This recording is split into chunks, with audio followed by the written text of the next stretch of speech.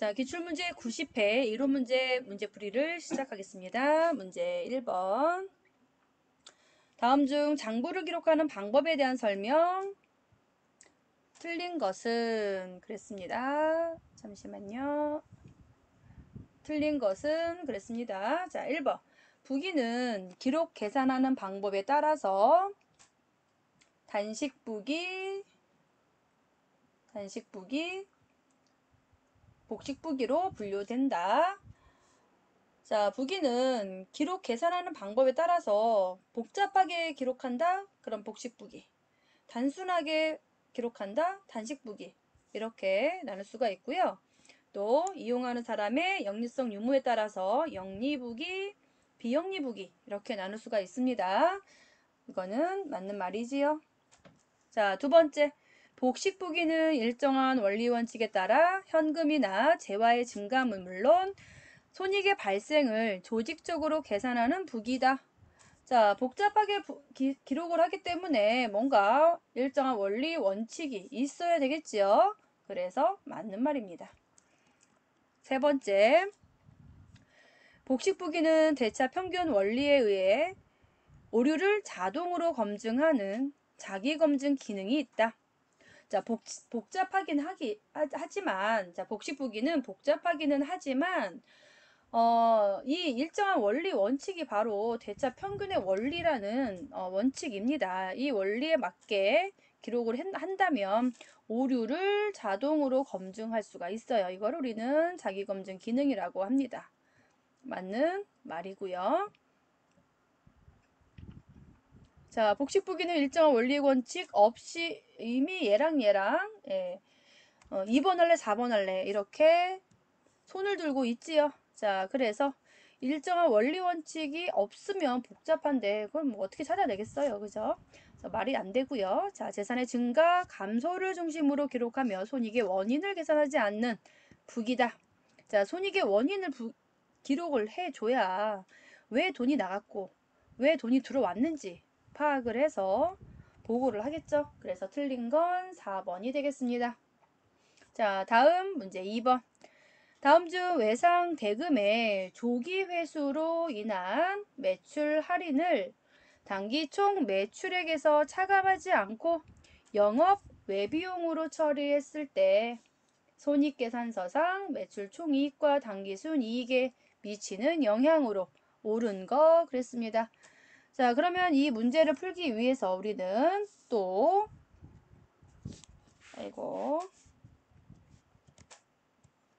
잠깐만요.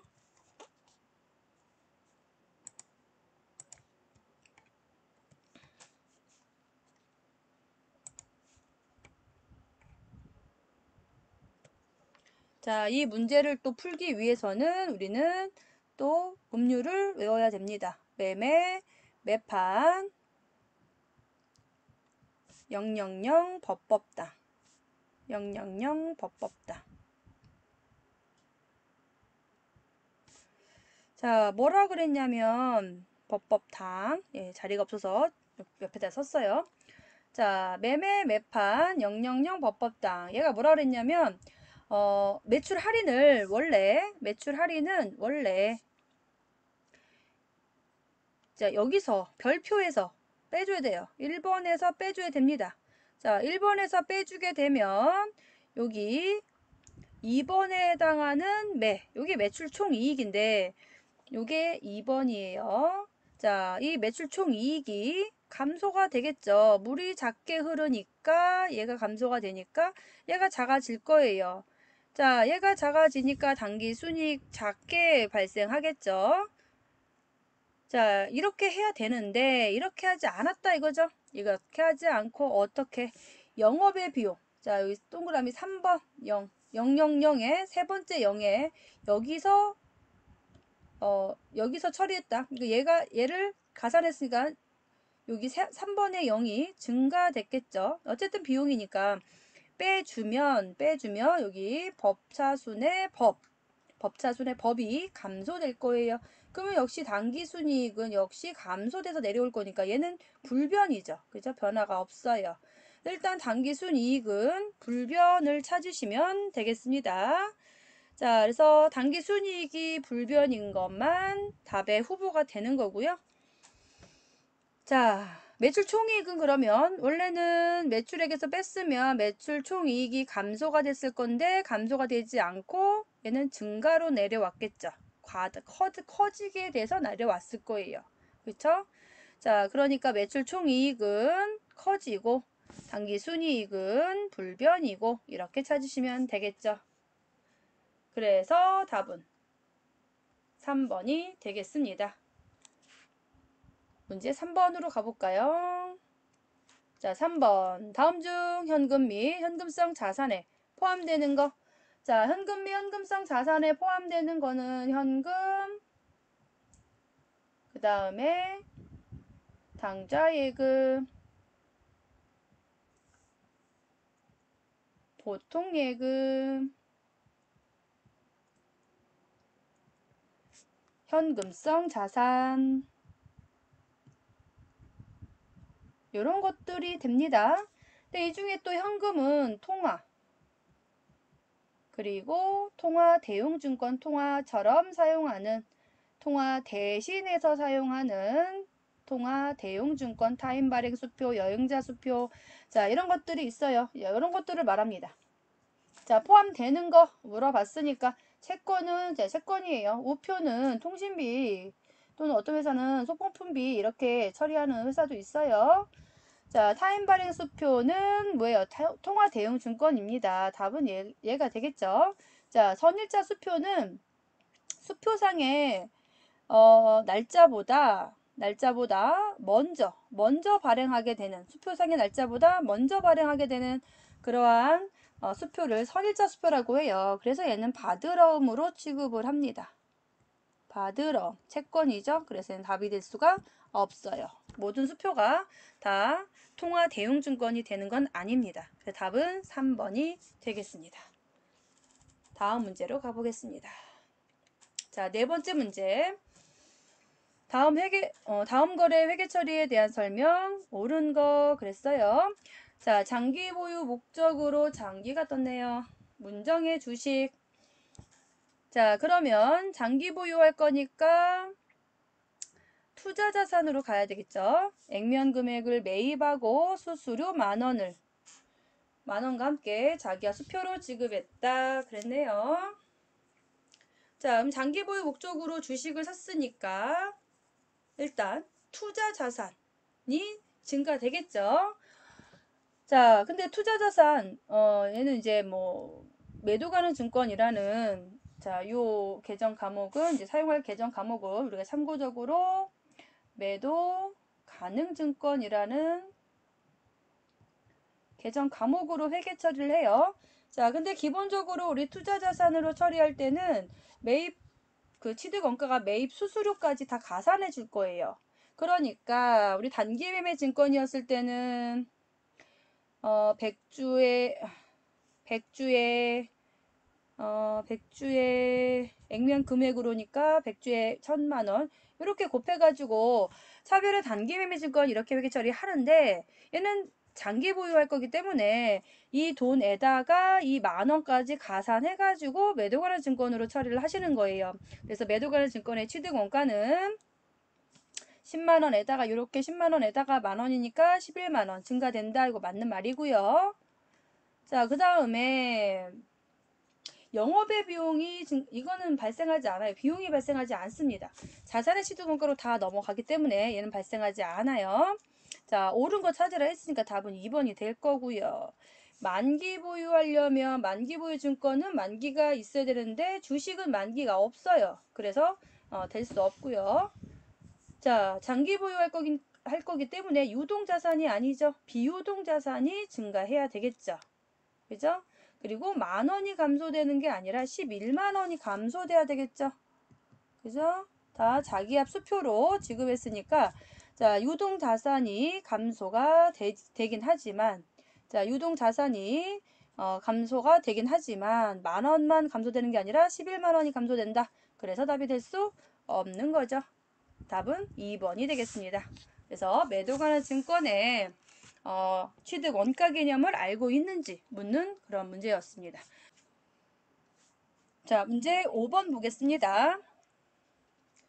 자, 합계 잔액 시산표상 혼합상품 계정에 대한 자료는 다음과 같다. 상품 매출 원가는 얼마인가 그랬습니다. 자, 상품 계정은 기장하는 방법에 따라서 여러 가지 방법이 있는데 그 중에서 상품이라는 계정 과목 하나로 사용하는 단일 상품 계정 중에 하나가 바로 혼합상품 계정으로 기장하는 방법 중에 하나다라고 보시면 돼요. 자, 혼합이라고 하는 건 뭔가 섞였다 이런 말이에요. 우리 보통 상품 계정은 원가로 취득했을 때 원가로 처리한다라고 아마 알고 계실 거예요. 그런데 혼합 상품 계정은 취득할 때는 원가로, 팔았을 때는 매가로 분계를 해주는 거예요. 자, 그 대신 상품이라는 계정 과목으로 회계 처리하기 때문에 상품 계정 안에 원가와 매가가 이렇게 혼합된 형태로 회계 처리가 되어서 기장이 되는 그러한 방법이다. 이렇게 보시면 돼요. 자, 그러면 차변에 500만 원은 원가고요. 대변에 450만 원은 매가입니다. 그리고 기말상품 재고액 75만 원은 남았다 이런 거죠. 그러면 자, 차변에 500만 원에서 기말재고 75만 원을 빼면 이렇게 빼면 자, 판매한 상품은 425만 원이 팔려 나갔다 라는 걸 알 수가 있죠. 즉, 자, 원가는 425만 원인데 얼마로 팔았다? 이거를 450만 원에 팔았다. 그래서 팔고 25만 원 이익 봤다. 이렇게 보시면 되는 거죠. 자, 그래서 상품 매출 원가는 2번 425만 원 이렇게 가시면 됩니다. 다음 문제 보겠습니다. 6번째 문제. 다음 중 재고자산의 취득 원가에 가산되는 항목은 그랬어요. 자, 재고자산 취득 원가에 가산되는 건 재고자산 취득하면서 발생하는 모든 부대 비용을 말합니다. 자, 매입 매누리는 매입한 상품에 하자가 있어서 물건의 일부 금액을 깎은 거고요. 그래서 마이너스 차감해줘야 되는 거고요. 매입 환출은 반품 보낸 거니까 빼줘야 되겠죠. 매입 할인은 외상 대금의 조기 상환에 따른 할인이기 때문에 외상값 깎아준 거니까 역시 빼줘야 되겠죠. 근데 매입 운임은 더해주셔야 됩니다. 가산할 거 물어봤으니까 매입 운임 이렇게 답을 하시면 되겠죠. 자, 그래서 매입 매누리, 매입 환출, 매입 할인은 총 매입액에서 차감한 다음에 순 매입액을 계산하게 되는 거죠. 문제 7번 보겠습니다. 2000X1년 7월 1일에 다시요. 자, 2000X1년 7월 1일에 구입한 영업용 건물 취득가 7천, 잔존가 2천. 자, 내용 연수는 10년이고 결산연 1회고요. 에 대한 2000X1년 12월 31일 결산 시 정액법으로 감가상각비는 얼마인가? 단 감가상각은 월할 생각한다 그랬습니다. 자, 그러면 정액법에 의한 감가상각 방법을 알아야 되겠죠? 자, 그래서 취득원가에서 잔존가치를 빼고요. 그리고 내용 연수로 나눠주시면 됩니다. 그러면 취득원가 7천이고 잔존가액이 2천이니까 빼면 5천. 내용 연수가 10년이니까 나누기 10. 이렇게 지우면 1년에 500만 원씩. 근데 7월 달에 샀으니까 500만 원 곱하기 자, 12달 분의 7월 달부터니까 6 이렇게 계산하시면 되겠죠. 250만 원이 되겠네요. 답은 그래서 1번. 됐죠? 다음 8번째 문제 보겠습니다. 다음 내용을 모두 포함한 계정 과목은 그랬어요. 자, 기업의 영업활동에 장기간 사용할 거래요. 기업이 통지하고 있고요. 자, 기업이 통지하고 있으면 요거는 자산의 요건을 충족하는 거예요. 자, 그 다음에 물리적 형태가 없으나 식별 가능하다. 물리적 형태가 없으니까 무가 되겠죠. 네. 미래 경제적 효익이 있으니까 뭐예요? 이거 자산이에요. 이거 자산이에요. 아이고, 자산. 없을무 자산. 그럼 무형자산 찾아라. 이런 말이에요. 자, 실용신앙권 없네요. 형태가. 무고요. 선수금 부채죠. 기계장치는 유형자산이고요. 재고자산은 얘는 유동자산이에요. 유동자산. 그래서 요 세 가지 요건을 모두 충족한 개정 과목은 실용신앙권입니다. 자, 실용신앙권은 기존에 개발돼서 나와 있는 자산을 좀 더 실용적으로 사용할 수 있게 만들었을 때 획득할 수 있는 그런 권리입니다. 예를 들면 락앤락 밀폐용기를 개발한 권리, 예. 그리고 뭐 지퍼락, 예, 이런 거를 개발한 권리, 이런 것들이 다 실용신앙권 권리가 부여되어 있는 그런 제품이다 라고 보시면 됩니다.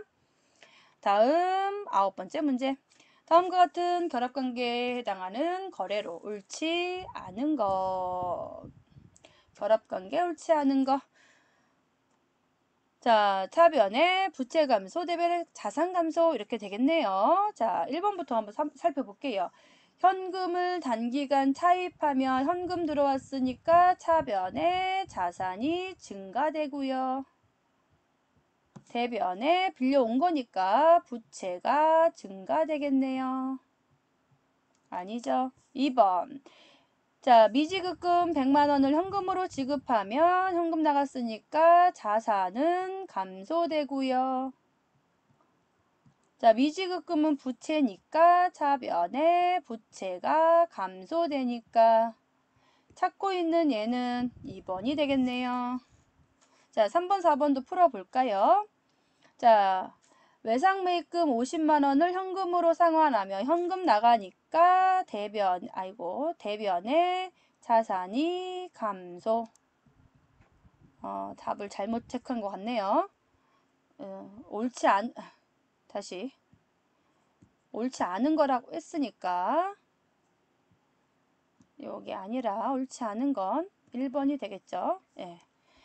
자, 다음 3번. 외상매입금 현금으로 상환하면 외상매입금은 부채니까 부채의 감소가 되겠죠. 자, 다음 4번째. 예수금 20만원을 보통예금 계좌에서 이체하면 보통예금 자산이니까 자산이 감소되고요.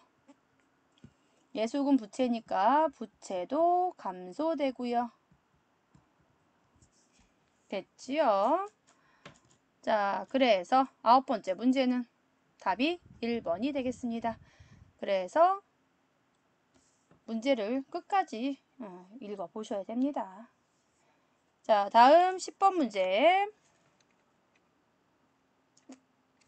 자, 전자부품을 도소매하는 회사의 경우 다음의 개정 과목들 중 가로 안에 들어올 수 없는 거 그랬습니다. 자, 전자부품을 도소매하면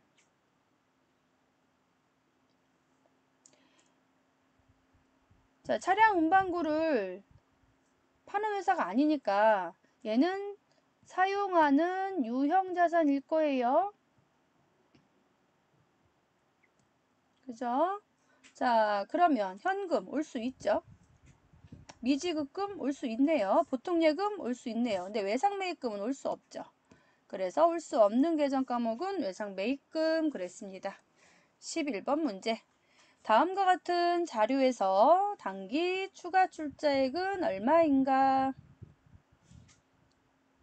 자, 그럼 우리 여기서 알아야 되는 알아야 되는 공식이 좀 있어요.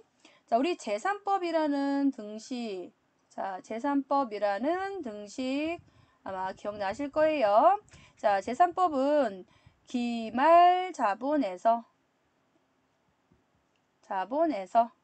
기초 자본을 빼면 당기순이익.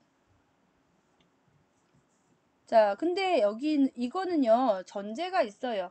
자, 기중에 추가 출자나 인출한 금액이 없다고 가정할 때. 자, 자본에 추가 출자액이나 인출액이 없다고 가정했을 때 요 등식이 성립을 하는 거예요. 그런데 만약에 추가 출자액이 있었다면 이 기말 자본 안에는 추가 출자액이 포함되어 있겠죠. 자, 인출액이 있었다면 이 기말 자본에는 인출액만큼 빠져 있겠죠. 추가 출자액은 더해지고 인출액은 빠져 있을 거예요. 그래서 기업주의 자본 인출액은 아마도 기말 자본에서 빠져 있을 거고요. 그 다음에 추가 출자액은 더해져 있을 것이다. 자, 그러면 요 등식을 조금 변형해 볼게요. 자, 기말 자본은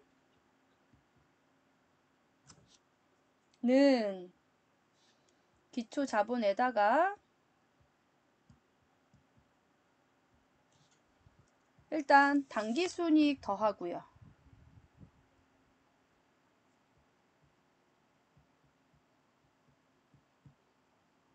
더하고 그 다음에 추가 출자 더하고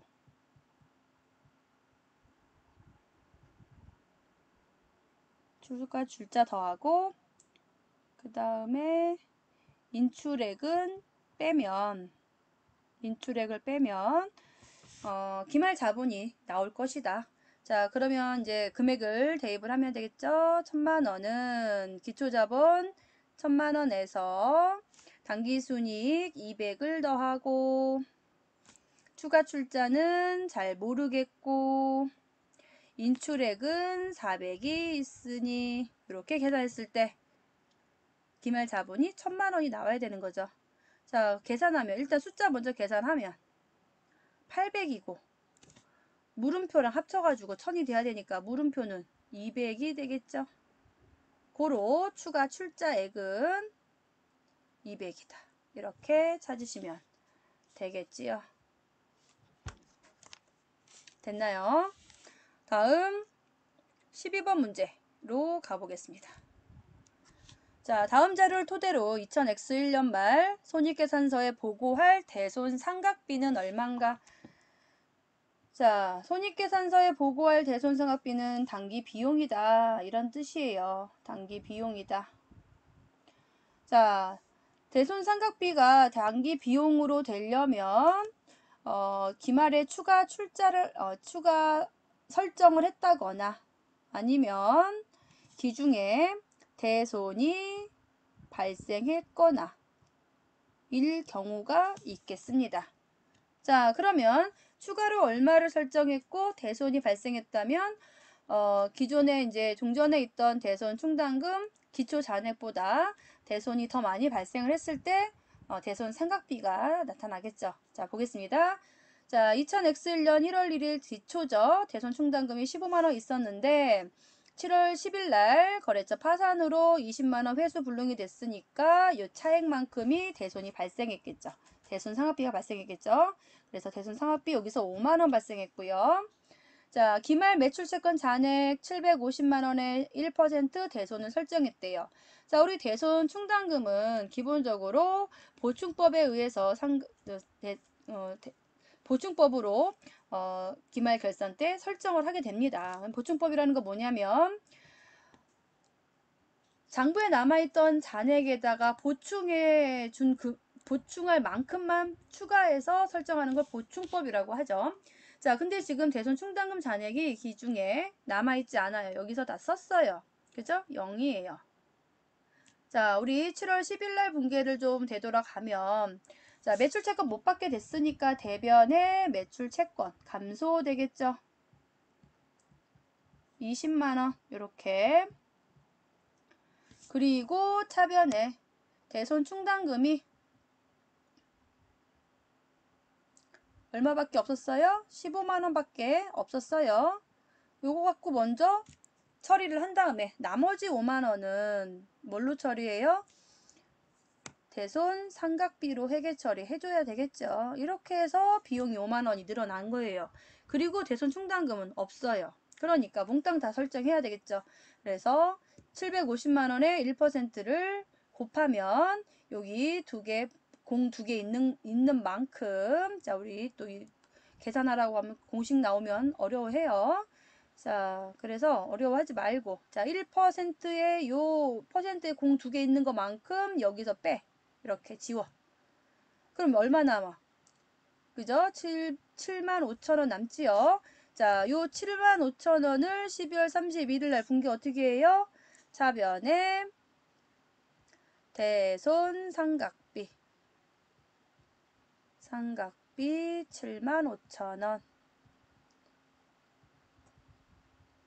7만 5천 원. 대변에 대손 충당금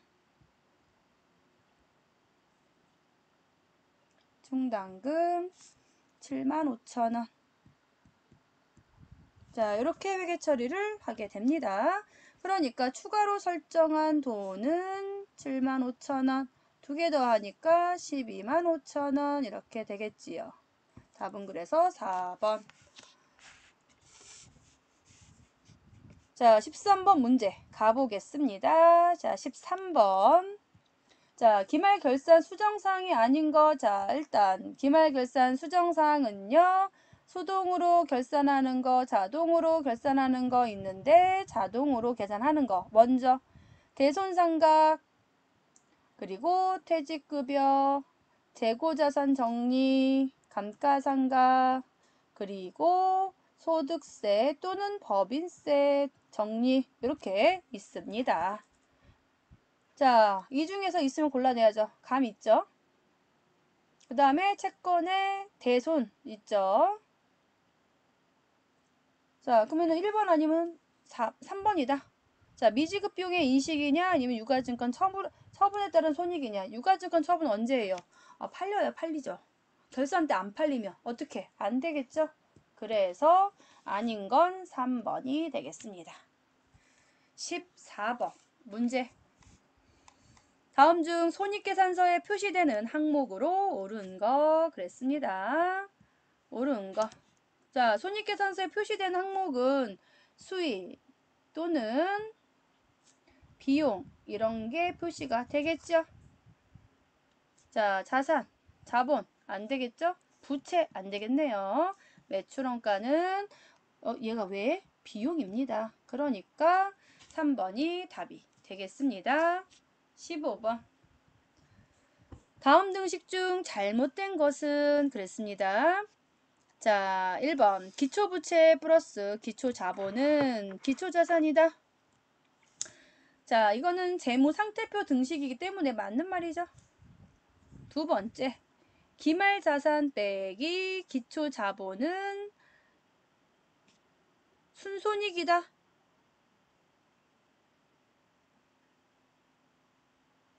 자, 기말자산에서 기초자본을 무슨 관계일까요? 잘 모르겠죠. 네, 무슨 관계일까요?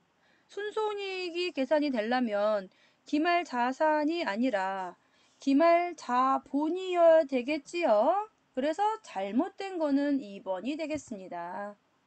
자, 3번. 순손익은 당기순이익이죠. 자, 총비용에서 당기순이익을 더하면 총수익. 이거 손익계산서 등식이 되겠습니다. 맞는 말이고요. 자, 다음 네 번째. 자산 플러스 비용은 부채, 자본, 수익. 이건 합계 잔액 시산표. 이건 시산표 등식이라고 보시면 됩니다. 근데 여기서 중요한 거 자본은요. 기초자본이라는 거 늘 염두에 두시면 좋겠습니다. 아셨죠? 자, 4번이 맞는 답이려면 기말자본이 아니라 항상 자본은 기초자본, 자산은 기말자산, 부채는 기말부채, 자본은 기초자본 이렇게 가셔야지 4번 등식이 맞는 등식으로 됩니다. 아시겠죠? 자, 이렇게 해서 우리 90회, 기출문제 90회 이론 문제를 풀이했습니다.